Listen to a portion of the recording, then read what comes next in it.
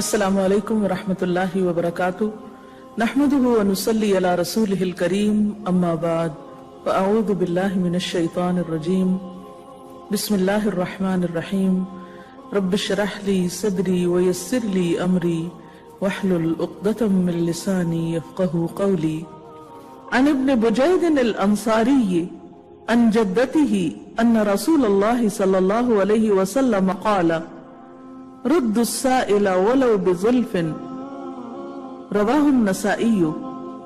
ابن بجید انصاری اپنی دادی سے روایت کرتے ہیں کہ رسول اللہ صلی اللہ علیہ وسلم نے فرمایا، سائل کو کچھ نہ کچھ دے کر ہی واپس کرو، خواہ وہ بکری کا کھر ہی کیوں نہ ہو۔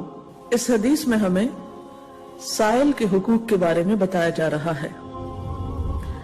اگرچہ اسلام میں سوال کرنا پسندیدہ نہیں، لیکن یہ ایک فطری سی بات ہے کہ جب کوئی شخص اپنی ضروریات اور اپنی حاجات کی وجہ سے اس درجہ مجبور ہو جائے کہ مانگے بغیر اس کا چارہ نہ ہو یا گزارا نہ ہو، تو ایسی صورت میں اگر وہ کسی کے آگے ہاتھ پھیلاتا ہے تو جس کے آگے ہاتھ پھیلایا جائے پھر وہ کیا کرے؟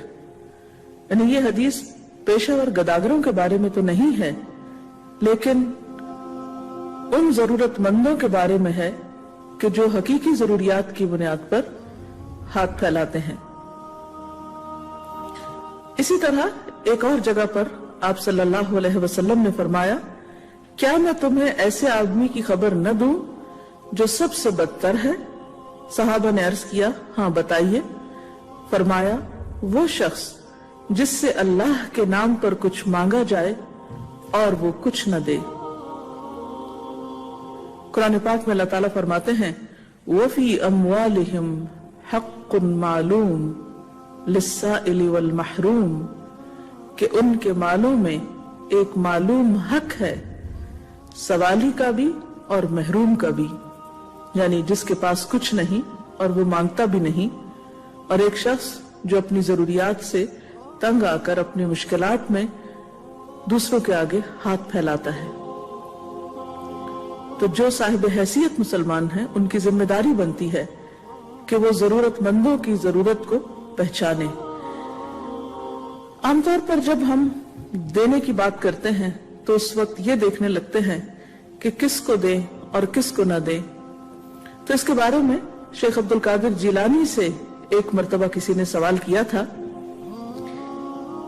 ایک سوداگر نے عرض کیا کہ زکوٰۃ کے علاوہ میں صدقات اور خیرات کی نیت سے اللہ کی راہ میں کچھ دینا چاہتا ہوں، مگر مجھے مستحق اور غیر مستحق کی شناخت نہیں، یعنی مجھے یہ نہیں پتا چلتا کہ کس کو دوں اور کس کو نہ دوں، تو فرمائیے کہ میں پھر کس کو دوں اور کیا کروں؟ تو انہوں نے فرمایا کہ تم اس کو بھی دو جو تمہارے خیال میں مستحق ہے اور اس کو بھی دو جو مستحق نہیں ہے، تاکہ اللہ تعالیٰ تجھے وہ دے جس کا تو مستحق ہے اور وہ بھی دے جس کا تو مستحق نہیں۔ جب ہم اللہ تعالیٰ کے سامنے اپنی حاجات رکھتے ہیں اور اللہ تعالیٰ ہمیں ہم سے بڑھ کر جانتا ہے، تو کیا واقعی ہم مانگتے ہوئے یہ سوچتے ہیں کہ یہ تمام چیزیں جو ہم مانگ رہے ہیں واقعی ہم اس کے مستحق ہیں یا ہمیں دی جانی چاہیے؟ اور اگر اللہ تعالیٰ اپنی عنایات ہم سے روک دے تو پھر ہماری حالت کیا ہو سکتی ہے؟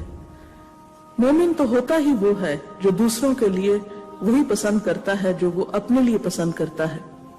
اگر ہم اپنے لیے یہ پسند کرتے ہیں کہ ہمیں وہ بھی ملے جو ہماری ضرورت کا ہے اور وہ بھی مل جائے جو ابھی ضرورت نہیں، شاید آئندہ کبھی جا کر ضرورت پڑے، تو اگر کوئی شخص اپنی ضرورت ہمارے سامنے رکھتا ہے اور اگر نہیں بھی رکھتا تو ہمیں کیا حکم ہے یا ہمارے لیے کیا پسندیدہ ہے؟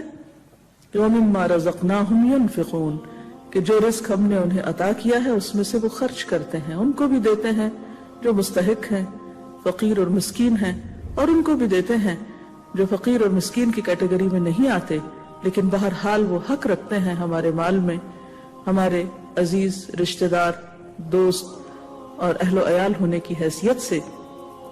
لہٰذا ایک بندہ مومن کے لیے پسندیدہ چیز یہی ہے کہ وہ اپنے مال کو اللہ کی راہ میں خرچ کرتا رہے اور سوال کرنے والے کے سوال سے غصہ نہ کرے، اس کو ڈانٹے نہیں، اس کے ساتھ برا سلوک نہ کرے، کیونکہ قرآن پاک میں آتا ہے وَأَمَّا السَّائِلَ فَلَا تَنْهَرْ، سوالی کے ساتھ جھڑک کر معاملہ نہ کرو، سوال کرنے والے کو جھڑکو مت، ڈانٹ ڈپٹ کے بات نہ کرو، اس کو اذیت نہ دو، پریشان نہ کرو۔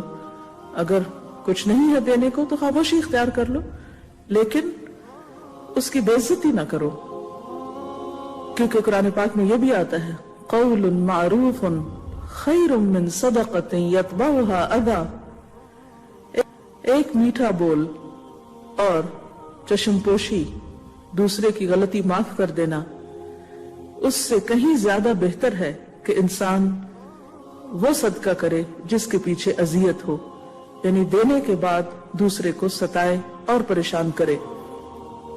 بعض اوقات ایسا ہوتا ہے کہ ایک شخص جو مانگنے کا عادی نہیں ہے، کوئی پیشہ ور گداگر نہیں ہے، جب وہ کسی شدید حاجت کا شکار ہوتا ہے تو وہ اپنی عزت نفس کو قربان کرتے ہوئے ہمارے پاس پہنچتا ہے۔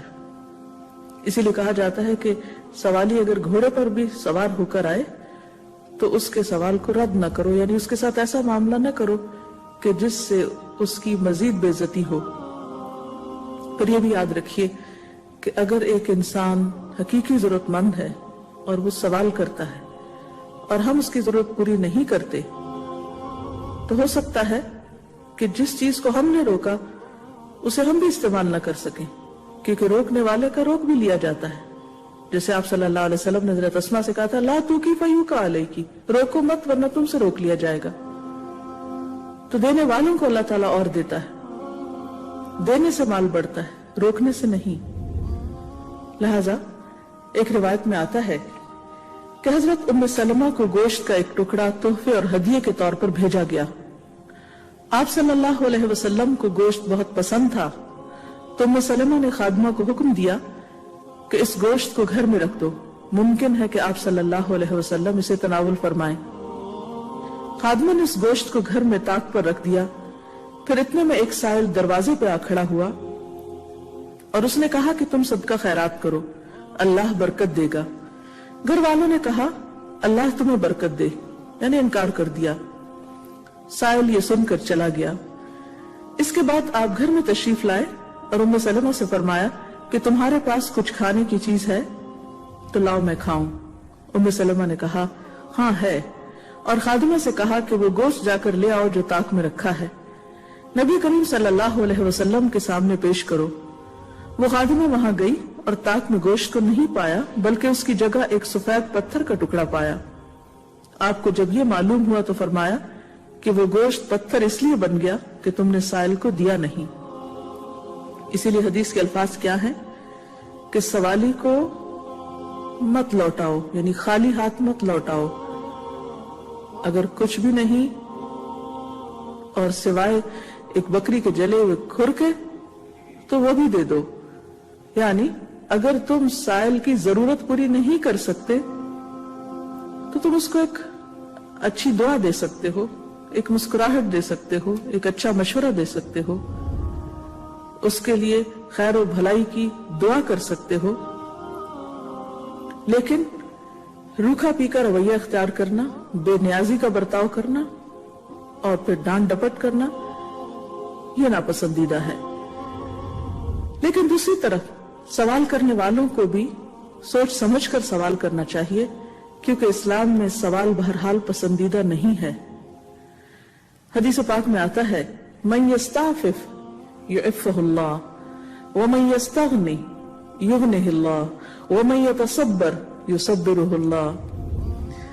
جو خوددار رہنا چاہے گا اللہ تعالیٰ اسے خودداری عطا کر دے گا، جو غنی رہنا چاہے گا اللہ تعالیٰ اس کو غنی کر دے گا، جو صبر اختیار کرنے کی کوشش کرے گا اللہ تعالیٰ اسے صبر عطا فرما دے گا۔ البتہ اگر کسی کو بے مانگے کچھ مل جائے تو اس کا لینا صبر کرنے سے بہتر ہے۔ یعنی اگر آپ سوال نہیں کر رہے اور بن مانگے بغیر سوال کیے آپ کے پاس اللہ کا فضل آتا ہے تو اسے لوٹانا یا رد کرنا درست نہیں، اسے قبول کر لینا چاہیے، لیکن مانگنے کی حرص نہیں ہونی چاہیے، لالچ نہیں ہونا چاہیے۔ ایک اور حدیث میں آتا ہے رسول اللہ صلی اللہ علیہ وسلم نے فرمایا الید العلیا خیر من الید السفلی والید العلیا ہی المنفقۃ والسفلی ہی السائلۃ. اوپر والا ہاتھ نیچے والے ہاتھ سے بہتر ہے. اوپر والا ہاتھ صدقہ کرنے والے کا ہے یعنی دینے والے کا ہے، اور نچلا ہاتھ مانگنے والے کا ہے. لہذا سوال کرنا پسندیدہ نہیں، کیونکہ سوال کرنے والا بہرحال نیچے ہوتا ہے مقام اور مرتبے میں بھی دینے والے کے مقابلے میں. آپ صلی اللہ علیہ وسلم نے یہ بھی فرمایا کہ تم میں سے کوئی سوال کرتا رہتا ہے یہاں تک کہ اللہ کو جا ملتا ہے تو قیامت کے دن اس کے چہرے پر گوشت کا کوئی ٹکڑا نہ ہوگا، یعنی اس کا چہرہ بے آبرو ہوگا. دنیا میں بھی سوال بے آبروئی کا سبب ہوتا ہے اور آخرت میں بھی ایسا شخص بے آبرو ہوگا. اور خاص طور پر اگر کوئی شخص ضرورت میں نہیں بلکہ مال بڑھانے کے لیے سوال کرتا ہے تو یہ چیز اور زیادہ ناپسندیدہ ہے. رسول اللہ صلی اللہ علیہ وسلم نے فرمایا جو لوگوں سے مال میں اضافہ کرنے کے لیے سوال کرتا ہے یعنی اپنا مال بڑھانے کے لیے سوال کرتا ہے تو وہ آگ کے انگارے کا سوال کرتا ہے. وہ مال نہیں رہے گا، آگ کا انگارہ لے رہا ہے، یعنی وہ مال اس کے لیے حلال ہی نہیں. اب وہ چاہے تو کم طلب کرے یا زیادہ طلب کرے، چاہے تو تھوڑا لے یا زیادہ لے.